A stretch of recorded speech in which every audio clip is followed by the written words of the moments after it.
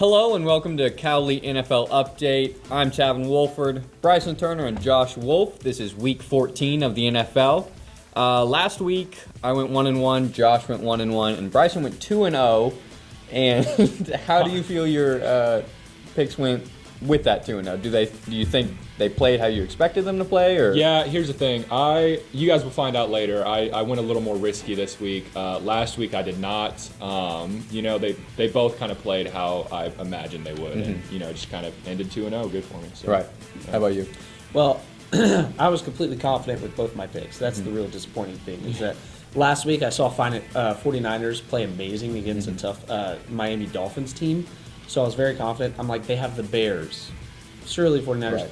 Bears came into play. They gave it to Colin Kaepernick and easily took care of the 49ers. So, and then Broncos, it wasn't pretty, but they took care of the Jags. So 1-1 is all right for me. What about you, Tab?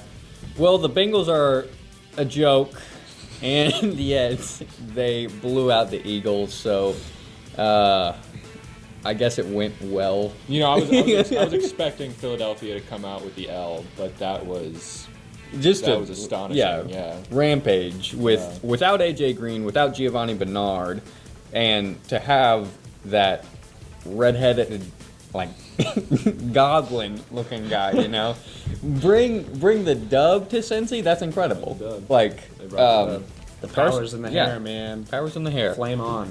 Flame on. But okay, so for upsets this week, who do you have, Josh? Well, my upset for this week is going to be the Arizona Cardinals over the Miami Dolphins.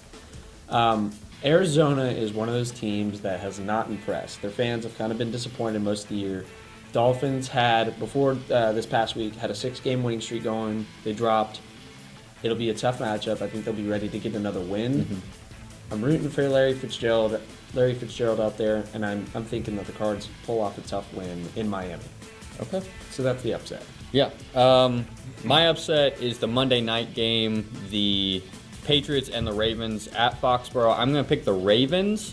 I think LeGarrette Blount is out this game, because of, he's playing, but the Ravens' run defense will shut him down, leaving only Brady.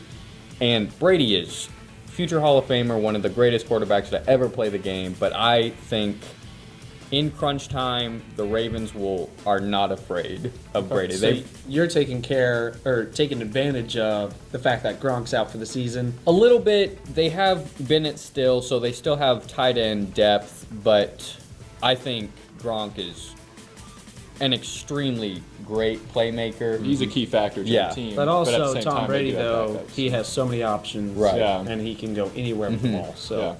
Yeah. It's a risky pick, but I'll trust Ravens defense to bring home the win for me. Okay. All right, and my upset, mainly for the fact that we all need a good laugh in our life every once in a while. Bengals, as he said, are a joke. An even bigger joke than that would be from the same state, Cleveland Browns. And that is who I have this week, is Cleveland Browns upsetting the Cincinnati Bengals. And here's why. There's a chance RG3 might be back. It's at Cleveland. And really, if they're going to win a game, it's going to be against them. Whether they do or not. Well, Joe Hayden said, we will not go winless. That's what Joe Hayden said. He said, we're not going winless. And I'm sorry, but if you lose one, or if you win one game, you may as well Is he really going to be proud of be that? winless. They've got a different 12th man aspect there. The 12 fans that show up there in Cleveland are all they've got. So yeah, I expect at least a solid outing of 20 people. 20 people. 12 man is actually the head count of the fans in the stadium. Yeah, so that's who I got this week, is the Cleveland Browns upsetting the Cincinnati Bengals, because why the hell not? All right, so what's your lock this week? My lock is, again, a little risky, but I don't think impossible. I have Tampa Bay upsetting the New Orleans Saints. They're just balling lately. They're on the road, at home. They beat Seattle. They beat Kansas City. In New Orleans, you got Drew Brees, and they're a good team too. However, again, I feel like I say this a lot. I don't feel like this is going to be an easy win. Whoever takes this one home, it's probably going to be a nail biter, I believe. Yeah. My lock for this week is the Detroit Lions over the Chicago Bears. Chicago showed up last week. Don't count them out. Against one of the worst rush defenses, if not the worst, in the NFL. And I think the Lions way better. And so to take the run game out for Chicago will be a major factor in this game. Yep. So that's why I think, plus it's in Detroit, so that's why I'm taking the Lions this week. Alrighty. For my lock, I'm going to go ahead and say the Kansas City Chiefs over the Oakland Raiders. Huge divisional game at home in Kansas City. Last week, Kansas City had one of the luckiest, I would say, wins against Atlanta. For them, it wasn't pretty. It's behind them. That's last week. Nothing's going to change. They got the W. Eric Berry, though. Eric Berry, yeah, he's a playmaker. And He had that's, a pick six and a 2-point conversion, ran back all the way. Yeah. That's phenomenal. like I said, I mean, it's behind them. They know that game could have gone better for him. It's in the past. Andy Reid, he's one of my favorite coaches. He's really dynamic. He's intelligent. He knows that, hey, we're going to have to take a different aspect to go against the Raiders. We know that they are two different ball teams, Falcons and Raiders. So I think they take a different approach, and I think that Andy Reid gets his team fired up, and they take home a win against Oakland. Yep. Okay. You're the Falcons coach. Do you go for 2 there, or do you take the easy extra point? You got one of the best kickers in the game. So do you take that extra point, or do you, with 4 minutes left, 2 timeouts, and the 2-minute warning, or do you risk it to go up by 3? Here's the thing. Hindsight is 2020.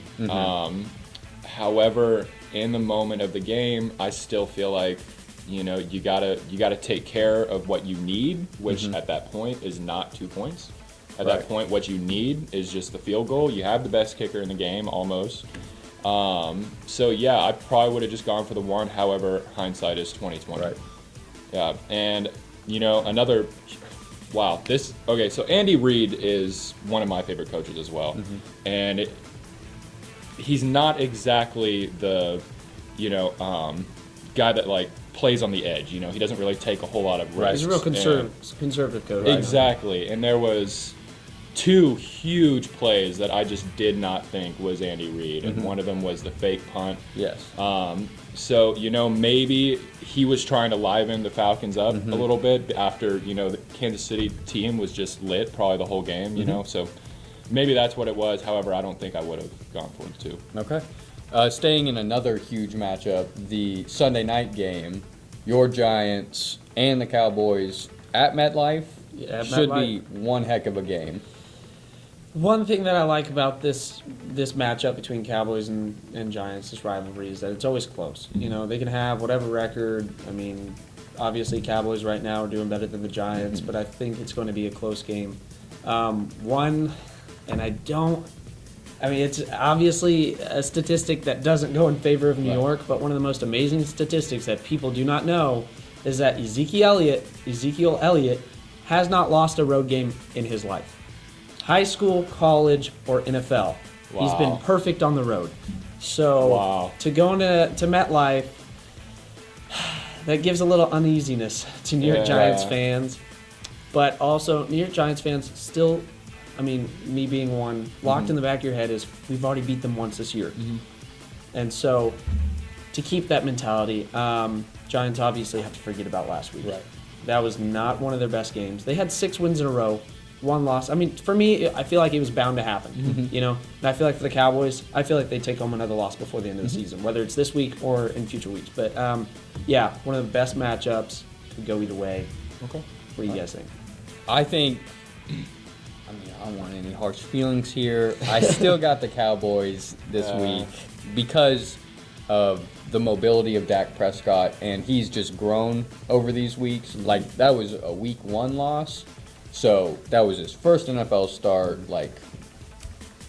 it's his first NFL start, and now he's had plenty under his belt, and so is Zeke. And another benefit for the New York Giants is that they were the ranked number 4 against the rush, and so, but before that they never really faced a really good running back, except for the Steelers when they faced Le'Veon Bell.